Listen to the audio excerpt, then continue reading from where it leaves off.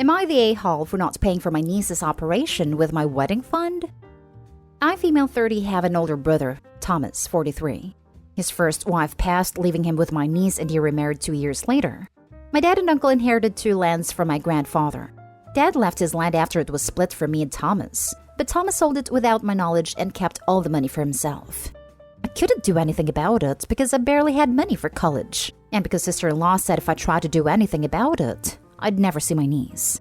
But I went no contact and couldn't establish a relationship with my niece anyway, even though I used to take care of her when she was little.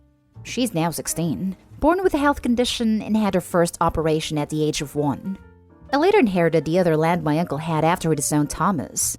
I sold it and spent money on necessities, and used the rest to fund my wedding soon. Thomas reached out recently and we spoke a few times. He kept mentioning my niece struggling with her health condition again. He asked if I wanted to meet her, but I wanted time. After a few more conversations, he said he needs help paying for her upcoming surgery and asked if I could help with money.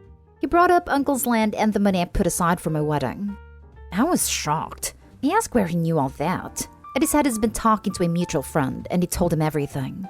This mutual friend said Thomas spent the money from the land on several expensive golfing trips and anniversary celebrations with his wife, and is now in debt struggling to pay for my niece's medical expenses. I said sorry, but there was nothing I can do to help. He kept trying to convince me that my wedding can wait and my niece should matter to me, reminding me that I'm the only family he got left, and I should consider helping him for my niece's sake, not his. I reminded him of what he did to me years ago, and how it left me to struggle for myself. I said he was lucky I didn't sue him for the money he owed me, but he said that this was his wife's idea, and he was stupid and regretted listening to her. Then said I could still sue them, but since they'll go to jail because they can't pay me back, then my niece becomes my responsibility. He said I could hate him all I want, but he's just asking for my niece. He pressured me to go see her, but I felt highly uncomfortable doing that. We had a heated argument after he tried to get my fiancé to postpone the wedding. I ended up telling him to leave, but he said it was okay, we'll talk again. But I said all I had to say. He had to let my friends know. They asked what's wrong with me prioritizing wedding over my niece. Thomas then emailed me saying I can't blame him for trying to help his kid, and that he knew I'm a better person than he is, and I will do this out of goodness of my heart. He said he'd pay me back with his wife's inheritance once her father passes, which he doesn't know when, but he hoped soon enough. I'm still dumbfounded by what he said. Thing is, I've always wanted a good wedding, and because I got stuck with student loans for so long, I still live in a small place, still haven't gone on trips I wanted, still haven't achieved most of what I wanted. I'm 30 and feel like life already passed me by. If I let Thomas get my wedding fund, then I'll have to start saving for my wedding. Now for the top comments. Not day home. Anyone who's harassing you about this is not your friend. It may be that he has given them a twisted version of his narrative and you can clear that up. But if they continue to harass you about delaying your wedding and giving your money to your brother for his child, then they're definitely not your friends. OP, listen to the above. Also, if you do change your mind about helping financially with your niece's surgery, ask for a copy of the bill and pay the hospital or treatment facility directly. Do not give your brother money, as he's untrustworthy. Also, make sure you get your brother and his wife to sign notarized statements stating that they owe you that money back, with interest, or you will never see it again. Funny the brother hasn't mentioned the money as a loan anywhere, except the father-in-law comment. He and his leech, wife, fully expect the money as a righteous gift. The money stole from Opie should have been put aside for the medical needs they knew were coming. Not Dayhole. Not Dayhole. He said that this was his wife's idea, and he was stupid and regretted listening to her. If him stealing your money was all his wife's idea and has regretted it since, why didn't he give you a call prior to being in debt and his daughter needing a surgery? Someone who is truly guilted would have got in contact sooner just to apologize. Don't give him the money believing that he's going to let you see your niece or have any sort of family dynamic with him. As soon as he'd have the money, he'd disappear again. Don't put yourself through such emotional and financial turmoil. If you have rented a food, venue, cake, etc., have passwords with the vendors in case he even tries to call them saying that the wedding has been postponed/cancelled. He's crossing lines by talking to your circle. OP, just say the money he stole from you is the money you already gave him. Not Dayhole. He sold his land and squandered the money carelessly, knowing his daughter has a health condition that would require further medical treatment. You were cut off from seeing your niece for all these years, and now she's basically a stranger to you that just happens to share some DNA. If you had been part of her life all along, it would be different. As it stands, he was irresponsible in planning to care for his daughter's medical issues, and now he's manipulating you into giving up part of your inheritance and delay your wedding to cover for his failure. You're definitely not the a-hole. Next story.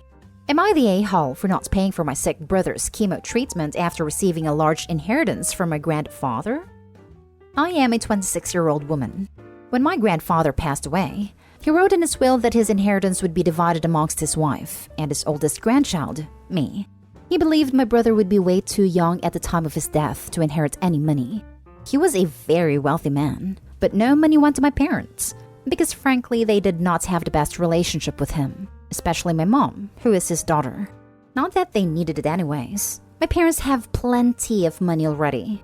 I spent a lot of time with my grandpa, and we got along well. I'd say even parented me better than my parents ever could, and I was devastated when he died. When I got my share of the inheritance, I expected a lot of family who never talked to me before to suddenly start asking for favors. And they did, especially my parents for some reason. The final straw came when my mother asked me if I could pay for my brother's, his 15, chemo treatments, considering that I was technically rich now. I had never had a large amount of money, even with having wealthy parents. And as soon as I turned 18, they kicked me out and decided I needed to live on my own. My father gave me $1,700, and that was it, and they hardly talked to me. In fact, you could say they are the reason my grandfather gave me this money in the first place. He would always bring up how I seemed to be struggling. Finally, I thought of this, turned to my mother and basically said that my brother was not my responsibility, and that they have plenty of money to pay for his chemo treatments. Because now that I'm basically set for life, I would like to spend my money getting myself together and preparing for my own children. I told them I still loved him, but I just couldn't take on the responsibility of a child that I didn't even birth. Heck, I spent most of my childhood raising him when they didn't want to, and I was done being responsible for him. Of course, this didn't go over well with her, and she started yelling and cursing me out over the phone. I hung up, not wanting to hear another word of it. Over several days, I kept getting messages and calls, even Facebook posts of other family members calling me ungrateful, evil, and spoiled. Truthfully though, I knew in my heart that this was probably the best decision I could make for myself. I finally had the chance to be selfish. I didn't want to be used by my parents anymore.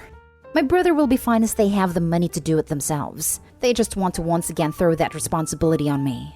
Am I the a-hole? Not the a-hole. This isn't even about affordability. As you mentioned, they can afford a treatment. They're just cheap and entitled and don't want to pay for it themselves. This isn't your issue. For anyone coming at you, remind them that your parents can more than afford a treatment. It's not your kid. Then cut ties as they have proven they aren't worth your time. Probably as their part in the inheritance. Not the a-hole. Not the a-hole. A lot of these commenters must have missed the part that said my parents have plenty of money already.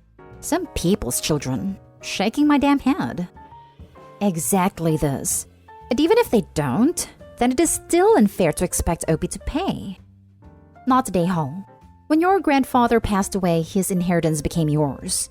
It doesn't matter one bit whether you inherited it, earned it, or won it in a lottery. It is your money, and you're not responsible for your brother's treatment. Your parents sound like massive a-holes for trying to bully you into it, especially as they can afford it themselves. You've done nothing wrong here. Next story is titled, Am I the a-hole for leaving my sister and her kids at the mall? I, 23 female, moved out of my parents' house 2 years ago because my sister, 32, and her husband, 33, have made a house uninhabitable if you aren't catering to his kids. They're loud, throw tantrums at a drop of a hat, and are very needy. I've asked to not be involved with their kids, as I have severe trauma and issues with spending long periods of time with especially small children that need to rely on adults for most things. My sister used to get on my back for not accepting her stepkids, when in reality I don't accept most children, as they cause panic attacks and worse when left in my care or presence. Recently, I've been trying to rekindle our relationship with obvious baby steps. I invited my sister out to the mall and asked that it just be us. She agreed, and we met up this Saturday. However, she brought her stepdaughter Cassandra, 7, and her stepson Caleb, 10. I tried to grin and bear it, but things got to a pretty unacceptable level for me pretty quickly. My sister kept picking up items and then leaving me at the register with her kids to pay with my card. Or she sent her kids up to me and telling them to ask Auntie to buy these for you. And I didn't want to look like an A, so I'd buy the items. She then left me alone with the kids at the food court while she stopped, but she told me she'd be right back. Ended up spending 45 minutes shopping around. When we finally met back up, I was fed up and told her I was leaving. She asked me to let her take the kids home so we could shop and hang out, but I was already over it. My mother and father are calling me an a-hole for leaving her alone with the kids, and her husband is calling me a hateful witch for not accepting his kids and not stepping up as their only aunt. He doesn't talk to his sisters, and I'm my sister's only sibling. Am I the a-hole? Edit. I do not mistreat these kids or ignore them. I send birthday/Christmas presents and birthday cards as often as my wallet allows. They know I exist, and I plan to handle my trauma, again baby steps, at a pace that's appropriate for me and be more involved eventually. Now for the comments. Not the a-hole. Your sister wasn't there to spend time with you. She was there to take advantage of you. At least now Opie can move on from this relationship knowing she tried. Not the a-hole. She didn't want to spend time with you. She wanted someone to pay for stuffs. I would go low contact on the whole family, to be honest. He doesn't talk to his sisters, and I'm my sister's only sibling. Join the rest of the family. Next story. Am I the a-hole for asking my fiancé to get a house of her own? So me 27 male and my fiancé 27 female are getting married in a year or two. We aren't in a rush. We've been talking about finances and stuff like that. And we've been having some honest conversations about the future, specifically what we do in case of a divorce. The main sticking point is the house. In the event of a divorce and she wants to have the house, which I think is unreasonable given that I paid a mortgage. It's now paid off, and it's my name on the title deed. But I understand where she's coming from. If we broke up 10 years from now, then she'd have no major assets to speak of, which would be bad for her. I get that. So I suggested a solution.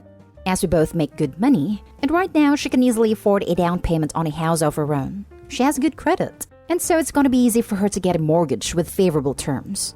If the terms of the contract are good, she might be able to rent out the house as she pays off the mortgage, and pay the mortgage with rent money. This, in my eyes, is a win-win scenario. If we stay together, she gets an asset that she can sell or do whatever she wants with. And if we break up, she has a house. But she's having none of it, and tells me that I can't tell her how to spend her money. I mean, fair enough. So I asked her to sign a prenup, which basically said that in the event of a divorce, the house would be mine and all other assets, if any, would be split equitably. She's refusing to sign that as well, saying that I should just trust her. I do, but having a backup plan would make me feel much better and calm my nerves. I said that I'm not going to put myself in a situation where there's even a remote chance that I might lose the house that I've worked hard for. It's one of my red lines. So am I the a-hole? Also, we live together right now, and we split everything 50-50 including housework. We cook for each other on alternate days and we eat out for one day. Not the a-hole. She didn't put a dime into the house. Why should she expect to get half of it if you split up? Marriage law is weird. She wouldn't get half the house, but she would be entitled to half of the appreciation of the house. So if the house is worth $100,000 when we get married and if it's worth $600 when we split up, then I'd be on the hook for $250,000, which I might not have in cash. So I might have to sell the house to pay the $250,000. All that depends on how much the house appreciates. If you are already planning a divorce, then do not get married without a prenup. That would be a terrible financial decision. No one plans to get a divorce when they marry. Just like no one plans to have a house fire or for a tornado to rip the roof off the house. Yet sometimes it happens, and if it does happen, it's dumb not to make sure that your assets are protected. Info. What would you do with the house? Why not let her buy half of your house or you win this equally? Or sell it and buy one together? If you're going to retain sole ownership, then she shouldn't pay anything for maintenance/renovation/upkeep. Is this your plan? Now for the last story. Am I the a-hole for refusing to pay back my parents for sending me to a private school when I was 12/13? So, my 17 female parents used to be very strict growing up. When I first started secondary school, I used to be a rebellious child, which is something I have always admitted and apologized for. It is also a phase I have grown out of a pretty long time.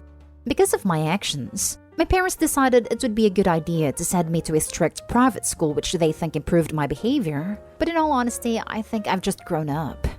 My dad first brought this up a few years ago when I was 15, that I need to pay back $20,000 for the school fees. And at first, I genuinely thought he was joking. But now he's bringing it up again and again, especially now that I'm earning my own money. I would maybe understand them if I was still misbehaving, but I literally get straight A's and A+. Haven't had a detention in forever and never answer them back. I don't understand why my parents are asking me to pay this money when they're the ones that sent me there in the first place.